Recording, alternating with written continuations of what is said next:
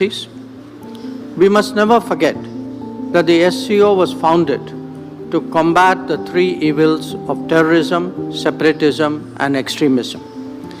These threats have become even more serious in the years that have passed. It is imperative that the world display zero tolerance towards terrorism in all its forms and manifestations.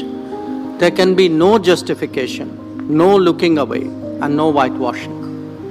As India has demonstrated, we have the right to defend our people against terrorism and will exercise it. Prime Minister Mishustin, Excellencies, dear colleagues, let me congratulate the Russian Federation, our special and privileged strategic partner, on the presidency of the SCO Council of the Heads of Government this year. The theme of this session covers trade, economic, cultural, and humanitarian cooperation. Let me summarize trade and economic issues that were discussed in the last session. We assess the global economic situation to be particularly uncertain and volatile currently. Supply-side risks have been aggravated by demand-side complexities.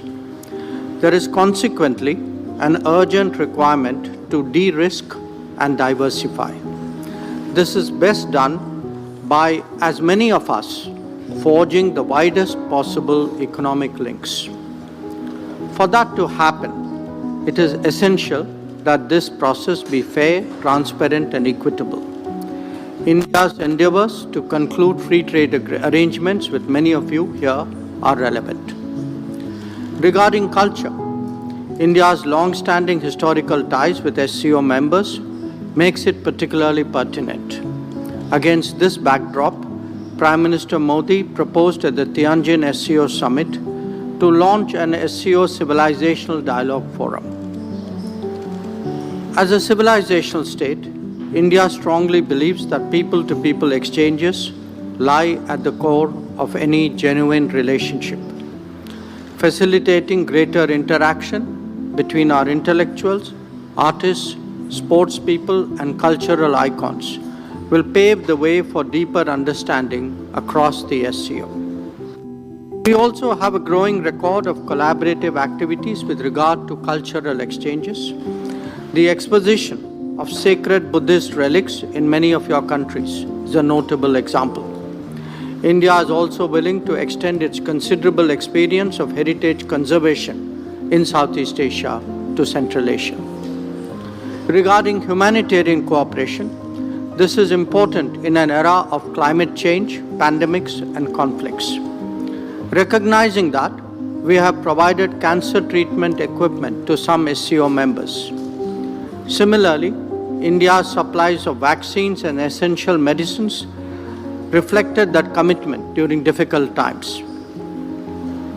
During the recent earthquakes in Afghanistan, Indian relief assistance reached the affected areas the very same day. Our initiative for the Coalition for Disaster Resilient Infrastructure also merits your attention. Let me now turn to the modernization of the SCO. As the organization continues to evolve, India strongly supports its reform-oriented agenda. We welcome centers addressing challenges such as organized crime, drug trafficking, and cybersecurity. As the organization becomes more diverse, the SCO must be more flexible and more adaptable. To this end, the long-delayed decision to make English an official language of the SCO must be prioritized. Colleagues, Excellencies, we all recognize that the SCO must keep up with contemporary changes. That must be reflected in fresh thinking and new collaborations. India's initiatives, such as the SCO Special Working Group on Startups and Innovation and the SCO Startup Forum, are good examples. They are aimed at promoting innovation and creativity, especially targeting the younger generation. Similarly, the recent SCO's Young Authors Forum in New Delhi is a good way of strengthening people-to-people ties.